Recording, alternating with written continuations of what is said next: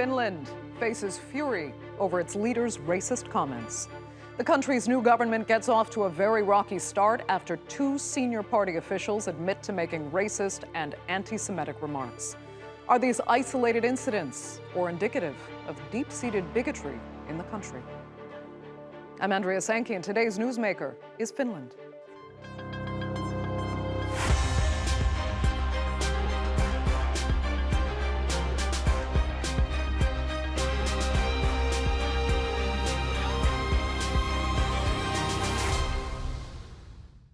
Finland's right-wing government is facing a crisis just weeks after the coalition came to power. Riikka Purra, the new finance minister and deputy prime minister, has apologized for racist, even violent comments she made on a blog 15 years ago. At the end of June, her party colleague Willem Junila was forced to resign as economy minister for making references to Adolf Hitler. Now, a group of parliamentary leaders is proposing lawmakers return from their summer breaks in order to gauge confidence in Purra. Let's take a look. Finland's Sanna Marin became the world's youngest head of government in 2019. Throughout her term, she was popular both in her own country and globally. German newspaper Bild dubbed her the coolest politician in the world. She appeared at music festivals and partied with friends. She was seen as a global, progressive icon, yet her government was criticized for increasing national debt and high public spending. Some of us still believe that she does a very good job, but other people want something new. In April, a right-wing surge unseated Marin, and the Conservative National Coalition Party, led by Petteri Orpo, came out on top, followed by Riikka Purra's far-right Finns party. After 3 months of negotiations, Orpo and Purra formed a coalition government, along with two junior partners. One of the first things they did was to announce a crackdown on immigration. Finland has been the only Nordic country with a looser immigration policy. This will now change. Riikka became deputy prime minister and finance minister in the new government. Just weeks later, controversy struck. It was revealed that she posted racist anti-immigrant slurs and violent threats on former Finns party leader Jussi Halla-aho's blog back in 2008. Riikka confirmed the comments were hers, but refused to resign and says she does not regret it. A day later, she made a U-turn, tweeting, "I am not a perfect person, I've made mistakes." Then she stood in front of the cameras with the Prime Minister. I cannot in any way condone the text that Riikka Purra wrote back then. However, there are two things to consider. First, they are 15 years old, 8 years before she entered politics. And the second thing is that she has sincerely apologized for them. Doesn't that also matter? This is not the only scandal that has shaken the new government. In June, the economy minister and Riikka's party colleague, Willem Junila, was forced to resign over Nazi references he made at an event 4 years ago. Interior Minister Mari Rantanen, another Finns party member, faced criticism over using hashtags related to the extremist Great Replacement theory on social media. Now, Finland's opposition has rushed to condemn Riikka.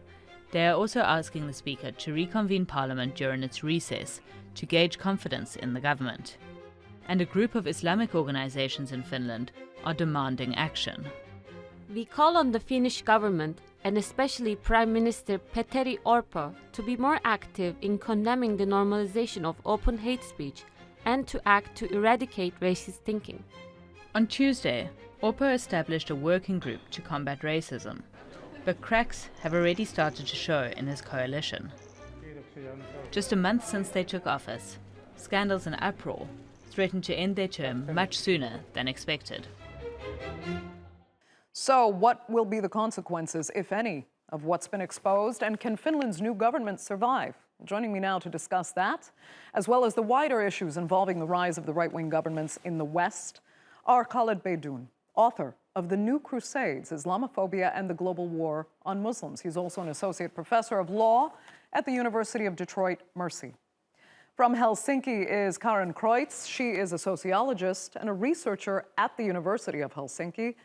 And also in the Finnish capital, journalist Paavo Teittinen from Helsingin Sanomat newspaper. Thanks all so much for being with us. Paavo, I'll start with you. First, help us understand how seemingly overnight Finland went from having the, quote, coolest leader in the world, a very progressive politician at the helm with Sanomat, to the polar opposite leadership. What happened to turn the electorate 180 degrees?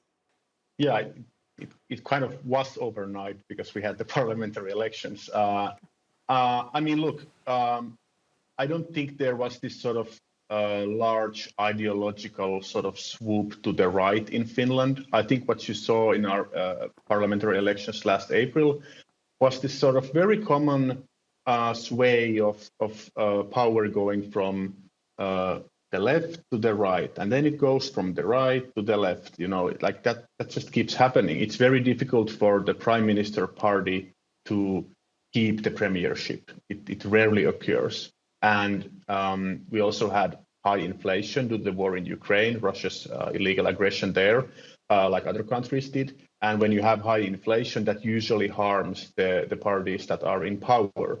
So, I mean, the election was quite close. It could have gone the other way too. It just happened to go to the True Finnish and the National Coalition Party, who were able to sort of create this new right-wing government, the most right-wing government in Finnish history, probably. Right. It is the most right-wing government. So, Karin, are Finns actually xenophobic and racist, or were they just maybe naive about how far right the Finns party may be? Well, I do agree with Paavo on that there is this back and forth swing. And I mean, it's also important to remember that before this previous government, we had a quite similar constellation to what we have now. We also had actually the True Finns in the government, and we had the coalition party. But what I see as one important point to note here in this discussion at the moment is that we can see the importance of the civil society, and also that although we have for already 20 years been talking about the rise of populist parties and the right wing, we still at the same time have a civil society that reacts strongly against racist politics, because all these scandals have been brought up through people on social media, also traditional media, and civil society actors. Who also are continuously putting pressure on the government to react to this situation. So I think it also shows that although there is still this kind of deep culture, structural racism that has prevailed, we also have a society that is reacting strongly against racism. But you say there is some deep-seated, as we called it in the beginning, deep-seated bigotry in the country that in this election seems to have been exposed, maybe to the embarrassment of many Finns, but it is a reality for many Finnish people? Well, yeah, it is a reality. I think it's, in a way, it might seem as disposed at this moment because we the whole situation is being framed as individual incidents that in a way are popping up now. But actually, I mean, it's also, I think, important to note that in 2017, the now Prime Minister Petteri Orpo was stating about the collaboration with True Finns, which at that point had a change in its leadership from Timo Soini, who was the previous leader, to Jussi Halla-aho, who represents this more radical xenophobic wing. That they didn't want to continue the collaboration due to these value differences and due to the reason that they have xenophobic views.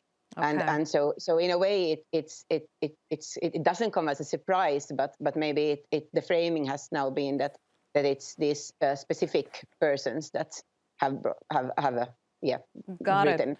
Paavo, let me come back to you for just 1 second. I mean, can you give me a clear idea of how serious you think the racism is among the Finnish population? Well, I mean, we have had these sort of European-wide surveys done. It's done by this sort of EU agency or the European agency focusing on basic rights. I'm not sure what the exact name of the agency is, but they do this sort of Europe-wide survey research concerning racism in European countries. And for some demographic groups in Finland, their experience of racism ranks among the highest in Europe. So I think it's obvious that there are problems with racism in Finland. It would be ignorant to suggest otherwise, just as there are in many other countries, of course, unfortunately. And according to this type of research, for some demographic groups, these problems are actually quite big. Let me come to Khaled in the studio. You know, a group of Finnish Islamic organizations have issued this statement. I'm sure you've seen it. It is saying that, quote, we call on the Finnish government and especially Prime Minister Petteri Orpo to be more active in condemning the normalization of open hate speech and to act to eradicate racist thinking. How much does a right-wing government like the one in Finland at present actually hear that kind of statement, and do they respond well to it? Well, look, I think we have to commend the Muslim community for coming together and making a statement of that kind. But there's somewhat of a paradox because right-wing political parties feed on the kind of racism, xenophobia, and Islamophobia to gain political office. So, you know, how genuine are they going to be to respond to the claims being made by the Muslim community? The latter sort of part of the statement, I think, is somewhat naive, right? To entirely eradicate racist thinking on the part of any governmental institution, whether in Finland, the United States, or any country across Europe, is rather sort of a romantic aspiration. But I think having a party make a symbolic condemnation has great value, especially when we look at what's been happening across Europe, you know, with Sweden, for instance, with the Quran burnings, you know, really nefarious legislation coming out of countries like France. So I see what's happening in Sweden as part of a broader pattern of Islamophobia that is spreading throughout the continent. And is there a possibility here that when it's, you know, it's exposed like it has been in Finland, when we see these comments that have been printed on these blogs, and they're shocking. She says it was 15 years ago. Oh, sorry, that's not a long time. Let's note that, first of all. The problem is when it does come out, and like we said, it could embarrass a lot of the Finnish population because they are not racist people. They don't harbor those kinds of, you know, sentiments. But once it is exposed, it almost brings less shame going forward to the racists that are in society. You can look at Donald Trump. No matter what he said, it almost was like it built up these layers of, you know, protection for him because nothing became shocking anymore, and people suddenly were less embarrassed to admit they didn't like other races and that they were xenophobic. Could that be happening in countries like Finland and Sweden and across Europe? Yeah, definitely. I think that, you know, beyond just sort of isolating these statements as being the mere utterances of one governmental actor, these acts embolden hate violence. They legitimize, you know, racism. And I take issue with the idea that, you know, the Finns aren't a racist people. Before I came into the studio, I did some research, and there was a study by the Pew Research Group that showed that 62% of Finns believe that Islam is inassimilable, cannot be assimilated with Finnish culture and Finnish society. So what that shows to me, and statistics like that are far more, you know, damning than sort of the aberrant statements made by a politician, because we shouldn't sort of like limit our understanding of racism, you know, as these sort of explicit statements made by politicians. There's an undercurrent and underbelly of racism that I think is just as concerning and just as dangerous. And that's where there's this sort of connection. The statements made by politicians incite and then legitimize these attitudes of people on the ground. Karin, let me come back to you. Go ahead, Paavo. You had a comment. Go ahead. Just to say briefly that I think there's not really a silver lining to this discussion and these racist remarks that have come up. But if you wanted to look for one, it could be that I think you know, in Finland, racism is now being discussed at the highest level and very widely in all of media, and the government has announced that it's going to bring. This week, it set up a task force to tackle racism. Now, what does that mean in concrete terms? Who knows? We're going to see. You know, the devil is in the details, as always. They're going to bring sort of notice to the parliament when the fall season begins about how the government plans to tackle racism and enforce equality in society. So at least this topic is now being discussed like it really hasn't been in my lifetime that I can remember. Okay. Khaled, I want to come back to you in a second about that working group that Paavo just mentioned. But first, Karin, let me come back to you because as I mentioned, Riikkapuura, she apologized, but said she made those comments a long time ago and yeah, that it was almost as if it was something in her youth, but she was not a minor at the time. Let's be very aware of that. And as I said, 15 years ago is not that long. So do you buy that? Do Finns buy that apology as sincere? Well, I don't think that the discussion has been, I mean, many have noted that first she stated that she will not apologize. And then after that she apologized. And that has, of course, been brought up as questioning how sincere that apology is. Another thing is that there is a lot of talk about these 15 years old texts, but there were also more recent texts, like from 2019, for example, with Islamophobic undertones. And those, she said that she would not apologize. And so that's one point also, that she apologizes for some and not all of it.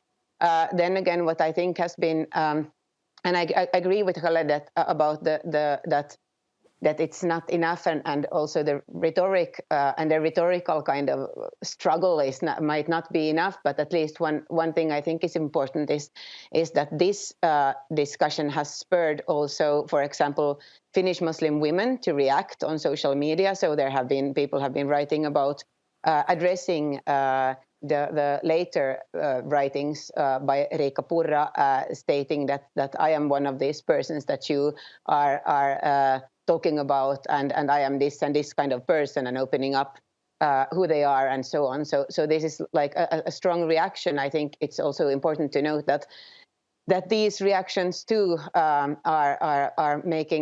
contesting Islamophobia in society, also for the ones who are kind of not involved in the debate. Okay. But still, what can I? Sorry, go ahead.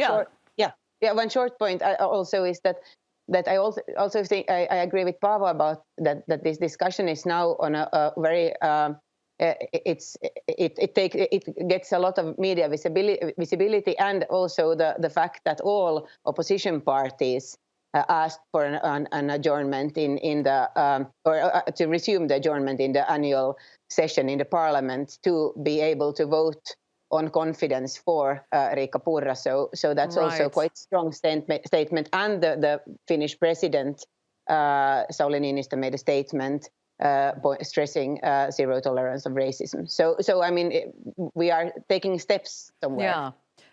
You know what? I have to ask you this, Paavo. I saw you had a comment, but very quickly, I mean, do you think this government's going to survive? I don't know, but I think it's obvious that let me put it this way. I don't think it's an overstatement to say that this government is sort of teetering on the brink of collapse. The situation is very volatile. It's very tense.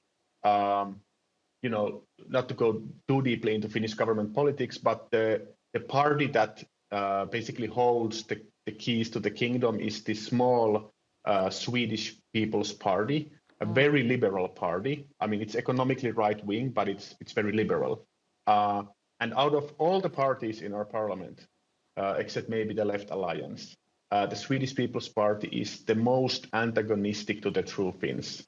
I mean, you can literally see it. Yesterday, the party leaders, especially the prime minister, are trying to sort of convey this sort of calm image that, let's move on, let's focus on the government's program, everything is okay.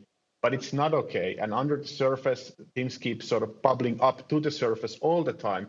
Yesterday, a true Finn politician wrote an op-ed in a regional newspaper here, bashing the Swedish People's Party again. I mean, it's just constant, So I think the Swedish People's Party are very close to leaving the government, which would mean that the government would fall. Their patience is running very thin. Okay. I do need you to kind of help an audience outside of Finland understand how Finns actually feel on the ground. how conspicuous is the presence of migrants and refugees in Finland? Do Finns feel, those that are bordering on xenophobia, do they fear that somehow their demographics are changing, and that's why they would support these right-wing parties? Or is the existence of immigrants in Finland so negligible that it's kind of outrageous that people are feeling any sense of threat? Well, I mean, if you look at humanitarian immigration, they're not even asylum seekers because they're granted a refugee status automatically. But basically, without oversimplifying too much, if you look at humanitarian immigration, the only people that are coming to Finland right now are Ukrainians. Now, no one's opposed to Ukrainian refugees, not the true Finns, no one. So no, Finland doesn't really have the type of humanitarian immigration issue that sort of came up in 2015 with the large numbers of asylum seekers. Of course, very small numbers compared to, for example, Turkey, but large for us. So yeah, it doesn't really exist. Now, some people might support anti-immigration parties because they believe in some kind of conspiracy theories, like this sort of idea that the demographics is going to change. The white people are going to be replaced by people who don't look like us. That's actually been one of the talking points in Finland now that we've discussed this sort of racism issue, are these sort of conspiracy theories about a population change. Okay, but interesting. I mean, you think their numbers on the ground in Finland are probably on the margins, but still, it's amazing that, Khaled, the conversation is so much out there in Finland, even though they have such a tiny population of immigrants and asylum seekers, refugees, etc. But I have to ask you this. I said I'd come back to it. I mean, you know very well about how governments try to tackle racism, discrimination, and Islamophobia. So is forming something like a working group, what the Finnish government is doing now, is it actually effective, or is it just kind of facade building? I think it can be effective in 2 to 3 ways. The first way is, first it's formal acknowledgement on the part of the state to recognize that Islamophobia, anti-Muslim racism is not only on the rise, but is an issue to be reckoned with in the country. Second, and one thing that's encouraging, maybe a second bright line, is incidents like this have the effect of galvanizing and then politically mobilizing communities, and specifically Muslim communities in countries like Finland, where they've been relatively, apolitical or politically, kind of silent. And we're seeing sort of a rise and a swelling of the population to respond. And I think third, this is where the number of immigrants may not be telling of what Paavo mentioned in terms of this great replacement theory having political resonance in ways that can be scary. Finland is a secular country, and the only growing religion in the country is the religion of Islam in terms of the numbers of individuals who observe the faith. I saw that since 2010, I believe that the number of Muslims went from 80,000 to maybe 180,000. So it's more than doubled in relatively a short amount of time. So even though immigration is sort of like the primary indicator to give rise to xenophobia, a second indicator is demographic rise of a specific religion that is correlated with fears of racial or religious replacement. That's really interesting. I mean, Khaled, we have in Europe now, I almost have to look at a list: Finland, Sweden, Italy, possibly Spain, Hungary, and Poland, all electing these right-wing governments. Islamophobia is a factor in many of these places. Did you see that coming? And do you think it can be brought, under control? Yeah. I think it's the factor, right? I think Islamophobia is the factor. I think it's the principal racism issue across Europe for a number of reasons. Part of it is the fact that, the global war on terror for the last 2 decades has really not only ignited, but sort of enabled governments to persecute and to police Muslim communities in ways that are, not only condemnable, but sort of align with, political sensibilities. I think that, and I write quite publicly, that Islamophobia is one of the final bastions of acceptable bigotry and racism. So beyond just the war on terror, I mean, obviously Europe has a long-standing relationship with the Muslim world, one where European, and I don't want to construct Europe as a monolith, but there are currents across Europe and cultures across Europe that view Muslims as sort of the cultural, religious, civilizational antithesis of how they see themselves. Part of that is racial, because Europe is largely, and the way Europeans see themselves is, as white people, and that's why Ukrainians are acceptable in ways that Syrians and Afghans aren't. But part of it is also religion. Religion threatening European societies that are becoming far more secular as the years pass. Okay, Khaled, so unfortunately, that will have to be the final word. I'd really like to thank all three of my panelists so much for being with us. Fascinating discussion. And our viewers for joining us as well. Remember, you can follow us on Twitter. Do be sure to subscribe to our YouTube channel. I'm Andrea Sankey. We will see you next time.